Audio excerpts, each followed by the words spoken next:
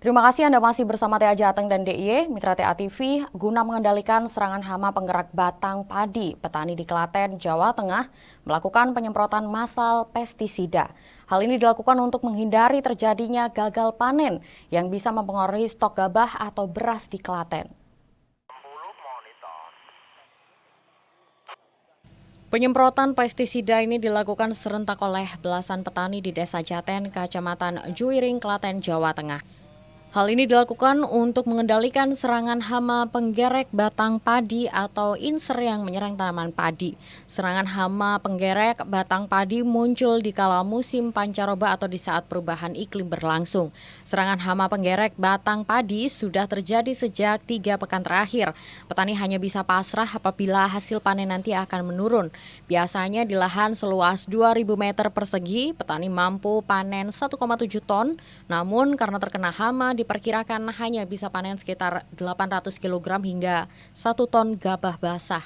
Rata-rata tanaman padi yang terserang akan menjadi kerdil dan mati apabila tidak segera ditangani, sehingga bisa mempengaruhi stok panen gabah maupun beras di wilayah setempat.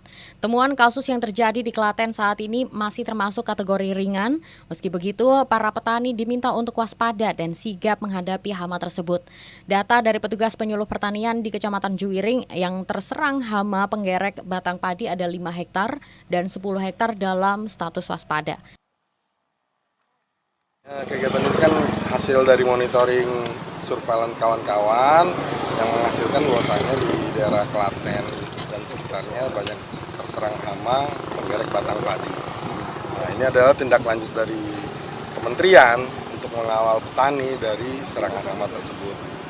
Ya, di Klaten ini memang hanya intensitas ringan yang kita, tapi dari ringan ini yang kita khawatirkan jadi sumber serangan jadi berat. Karena itu akan mempengaruhi produksi padi petani. Bahayanya apa sih Pak ini hama ini? Bahayanya padi tidak akan tumbuh, sekalipun tumbuh akan jadi beluk atau jadi kerdil. Hasil produksinya akan jauh lebih sedikit. Waspadanya 10 hektar, yang terkenanya 5 hektar. Ringan itu. Untuk mengantisipasi itu gimana Pak langkah dari kementerian? Kementerian sih langkah-langkahnya sih melakukan bimbingan teknis dan melakukan pengendalian secara massal. Dengan pengendalian ini. Dewi Safitri, Klaten, TA TV.